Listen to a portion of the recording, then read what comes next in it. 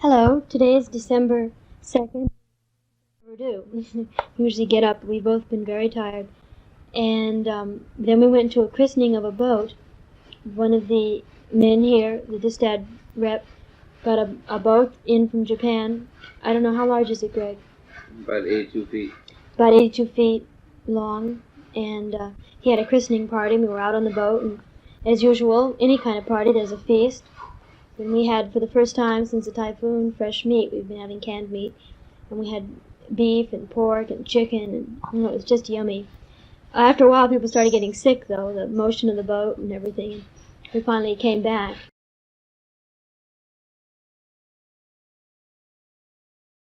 Events that have happened recently, it was the MV Rota, which crashed on the reefs, been bought by Prudencio, who's the Distad representative on the island. And they were a little bit away from the island, and it was night, and they were going to wait till dawn to come in, and they went to sleep. And so the boat drifted onto the reef, and you can now see it sort of broken in half. I guess some strong waves will take it under, totally destroy. I think it cost him $36,000. So, you know, it's hard to believe that everyone would just go to sleep on the boat when it was that close to the island, but that's what they did. As far as other news goes, the MV Rota, which I don't really know exactly what happened, but it had almost run into the reef a couple times before due to negligence, and it was coming back from Saipan, and the crew went to sleep or something and let it drift, or they anchored it and it wasn't anchored securely. I'm not really sure what happened, but the boat slammed into the reef about 6 o'clock in the morning, and they were unable to remove it from the reef, and they got all the cargo off it and everything, and the boat was completely smashed. It's all down in pieces down there on the dock. And this Distad rep has about $25,000 in this boat, or had. It was a Japanese fishing boat he bought in Japan, which is another thing down the drain here, and there have been quite a few boats wrecked over a period of time. One was wrecked just before we came, so it's a pretty uneconomical thing.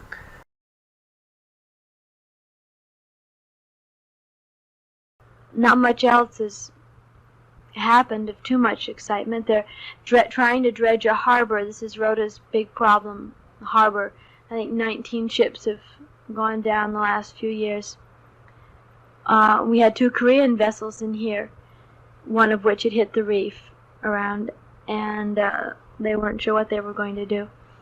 So they've been working on dredging a harbor, and they've also been working on making the airstrip longer for this new airlines that's supposed to be coming in.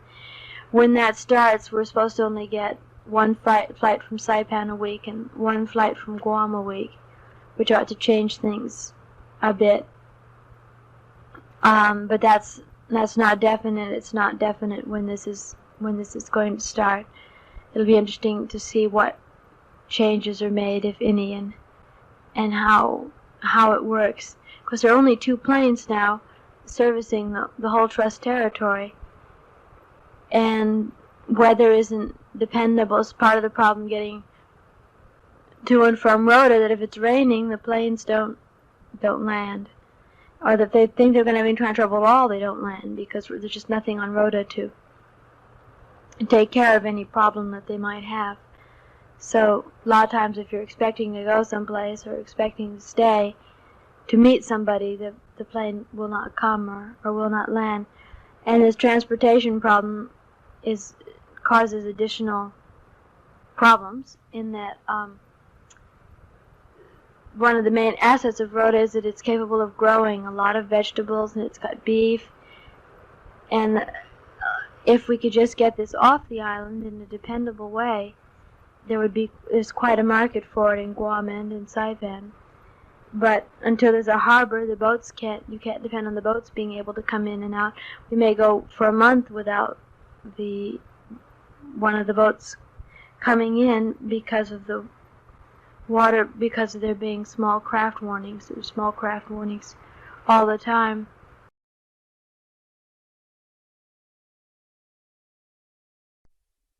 It's October 30th. and I've been meaning to get a tape off. I think the last time I made a tape, we were going into typhoon condition.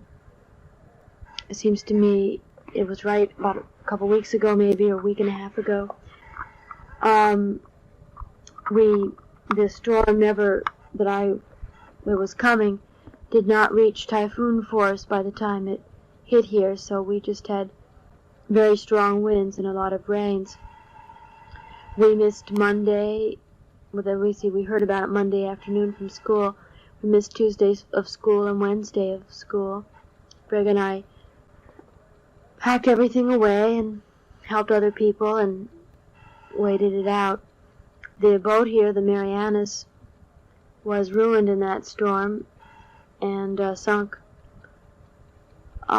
pretty much. It's just total loss. It's now on the bottom of the harbor, but you can still see it because the harbor's not too deep. But the M boat made it okay. But we now have no boat on the island, and we really have to depend on the Marianas and the plane. In the Rana Nim and the plane. Then Thursday was supposed to be UN Day, but nothing was ready, so we postponed the celebration until Friday, and had school Thursday, and then Friday was UN Day with the floats and speeches and games. We have very similar to last year. I think we told you all about it last year. Then came Saturday, and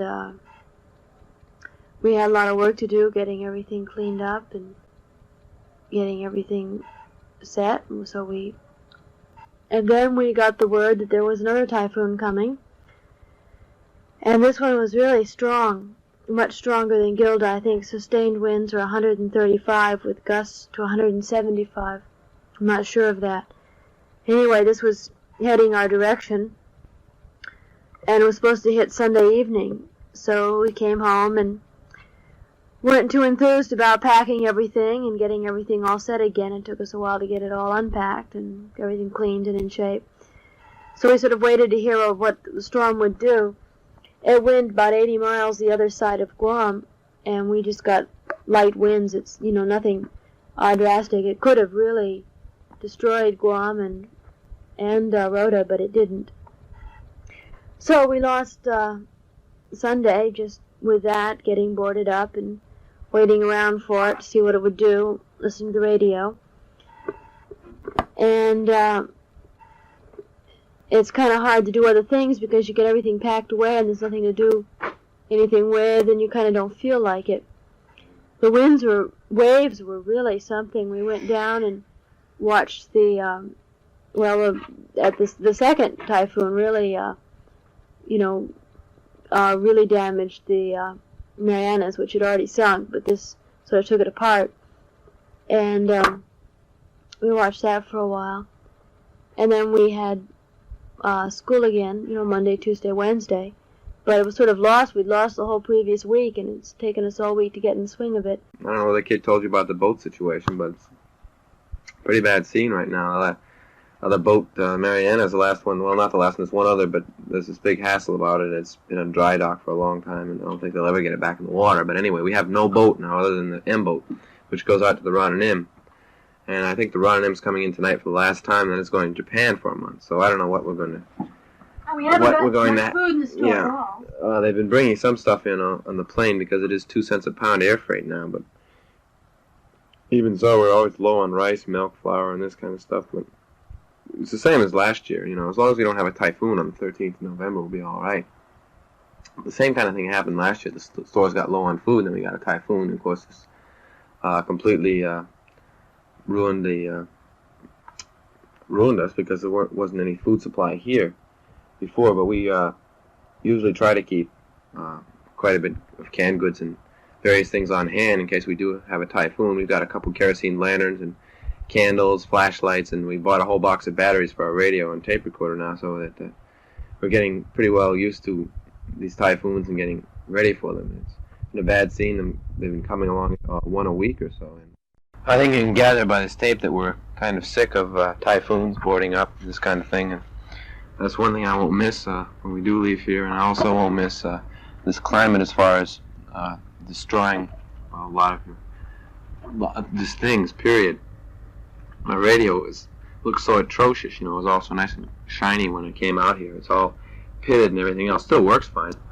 Some of our leaves have gone here due to the salt spray from the storms, but we're still pretty green. It reshaped the whole beach out in front of our house, and we got such big waves, but other than that, there wasn't too much damage. The only real bad thing was we lost the only boat left on the island. MV Marianas sank during the storm, so we're really in bad shape as far as boats go. The Ron and M hopefully will come in tonight, so we'll get diesel for our generator. Otherwise, we're liable to be in the dark. But we have managed to accrue several lanterns, a good supply of kerosene now, some candles and flashlights, and we bought a whole box of batteries for our radio when we were in Saipan, so we're in pretty good shape now for typhoons.